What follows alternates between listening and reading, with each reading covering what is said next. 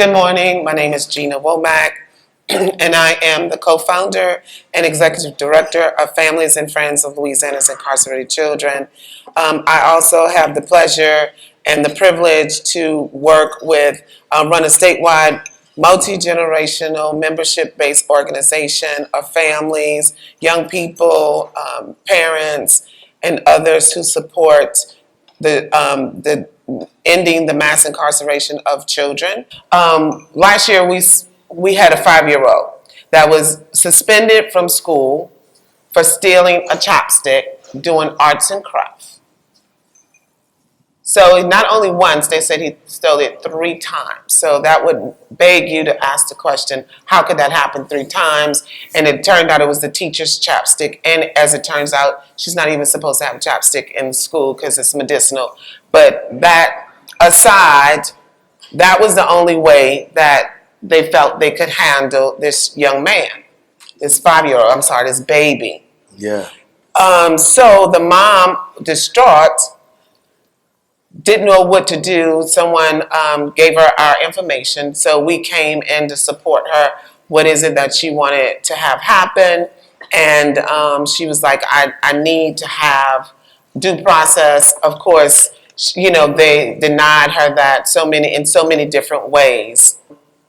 We worked with her to figure out what it was and how to try to get this removed, and just to say how hard healing is and to find a space, because you have to deal with this ridiculousness inside the schools that, you know.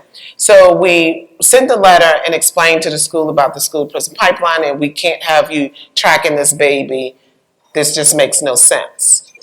And so the work inside Flick is we're going to do whatever it takes. So we have friends that we can call upon. And all of this is just really part of a healing process that, you know, you can go to the community, that you don't have to accept this, that it's like, oh, we're going to do whatever it takes to make sure that this child will not be tracked through the school to prison pipeline, and that the schools realize, and it's cathartic.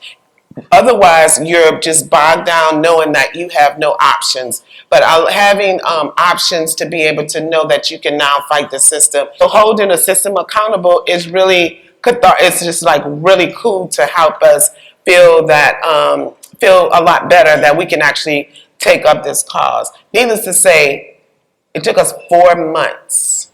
We literally had to go to the board meetings and kind of get kicked out, and that, you know, we're going to keep this going.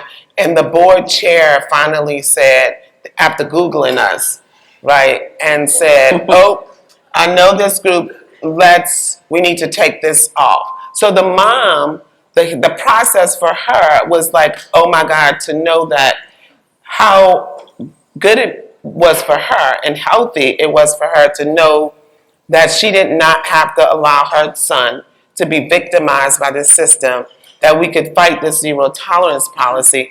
And so it's so cool because she's just all over everywhere. And it's like, you know, the stuff I learned at Flick, and the way that you can actually take on these systems and win for your child, but knowing that we need to take it and make it a larger thing. Because if they're doing it to one child, they're doing it to more. And so our families are really empowered.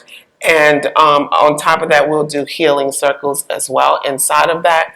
But again, just knowing that we are empowered to fight this system and win is very helpful. Thank you, Gina.